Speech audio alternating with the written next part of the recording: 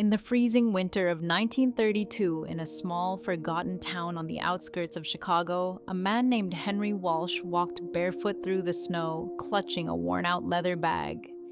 He was known in the neighborhood as the Invisible Man, not because he was unseen, but because no one ever cared to look. Henry had once been a skilled carpenter, but after the Great Depression struck, he lost his job, his home, and almost his will to live. What no one knew, however, was that Henry was about to change the destiny of the very city that ignored him.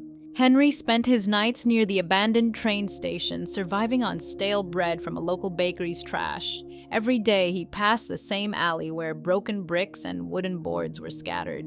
One day, while searching for something to burn for warmth, Henry found a strange, rusted metal box buried beneath the snow.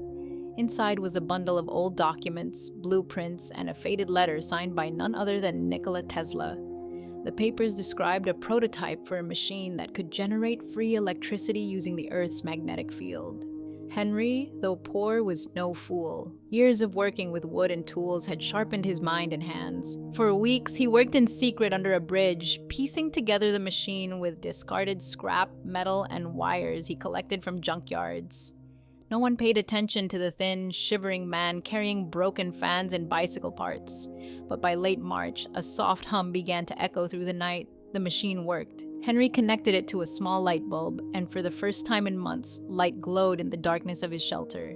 But the miracle didn't stop there. A young journalist named Clara, who used to walk past him every morning, noticed the strange glow under the bridge. She followed the light and found Henry surrounded by his creation.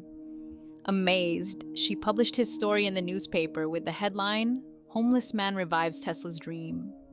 Within days, scientists, engineers, and government officials flooded the town. Henry's name became known across America. Companies offered him fortunes to sell his design. Instead of keeping it secret, Henry decided to donate the blueprint to public archives so it could help communities that couldn't afford power. The man who was once invisible became a national hero.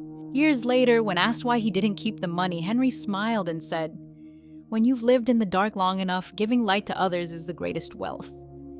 His story became a symbol of hope, proof that even the poorest soul can ignite the world with brilliance. In the weeks that followed, Henry's life changed faster than anyone could have imagined. Reporters from New York to California rushed to interview him. Scientists from prestigious universities came to study his device. For decades, people had believed Tesla's original design was lost forever. But here it was, reborn in the hands of a man who had once been ignored on every street corner. The government offered Henry a home, a laboratory, and a research team. But Henry wasn't interested in luxury or fame. He made only one request, that the technology be used to bring power to poor communities across the country. He remembered the long winter nights when he had no light, no fire, and no one to help. He didn't want anyone else to live like that. By the end of 1933, several small towns in rural America were powered by a modified version of Henry's machine. It was cheap, clean, and didn't rely on expensive fuel. Farmers could work longer hours, families could heat their homes, and schools stayed open during harsh winters. Henry often visited those towns quietly, without cameras or speeches, just to see the warm lights glowing in the night. That was his reward.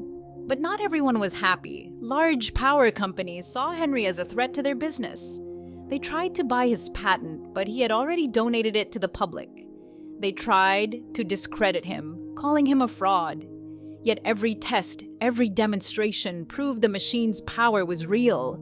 Henry never fought them with anger. He simply let the light speak for itself. Years later, when Henry passed away peacefully in his small house near Lake Michigan, the newspapers didn't call him a poor man anymore.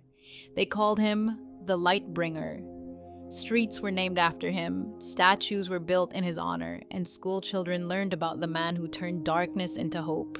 His story became a legend, a reminder to America that genius can rise from the coldest corners, that wealth is not only measured in gold, and that one poor man with a bright idea can change the world forever.